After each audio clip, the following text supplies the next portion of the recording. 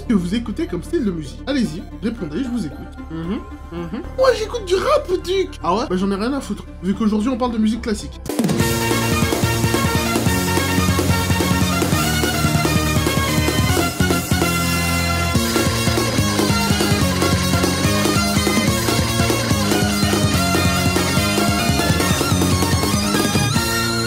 Salut les gens, c'est le Duc et aujourd'hui on parle de Shigatsu Kimi no Uso, ou Your Lie in April, ou Ton mensonge en avril, en bref François qui parle le français de France. Donc, Your Lie in April est un manga écrit et dessiné par Naoshi Arakawa. Il compte 11 tomes, et en France, c'est publié par Kiyun. Et je n'ai pas lu ce manga. Mais attends, si tu l'as pas lu, ta gueule toi. Mais par contre, j'ai regardé l'adaptation en animé, fait par le studio A1 Pictures, diffusé entre octobre 2014 et mars 2015 au Japon. Et c'est de ça qu'on va causer. Avant toute chose, petite anecdote. Il y a un bon nombre d'animés qui m'ont mis le célèbre combo coup de tête manchette balayette. Et j'ai fini par une PLS interstellaire, et depuis je me méfie. Et quand j'ai entendu cet opening...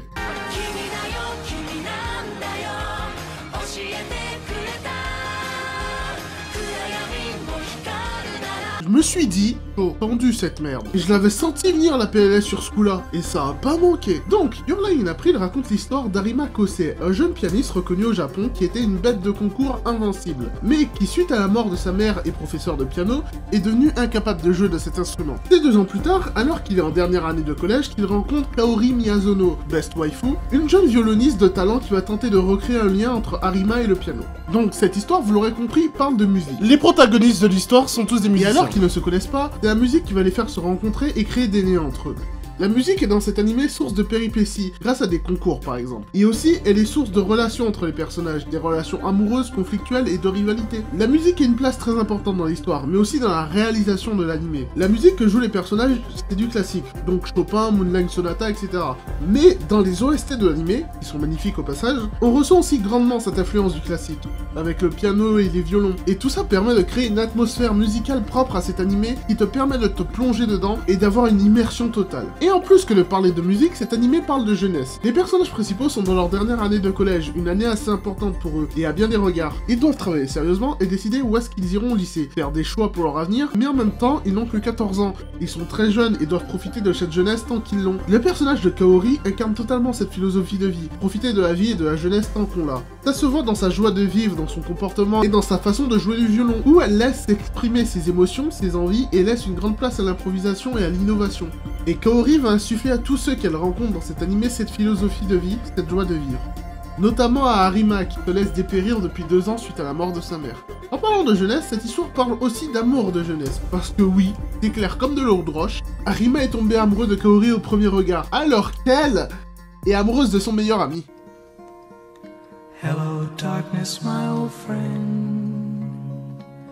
I've come to talk with you again. Because a vision softly creeping. Dans cet animé, il y a plusieurs triangles amoureux, mais ils sont pas dérangeants, ils sont même très touchants. Les personnages ne sont pas chiants dans ces triangles, ils essaient de vivre cet amour tout en profitant de leur vie, parce qu'ils n'ont 14 ans qu'une seule fois dans leur vie. C'est beau.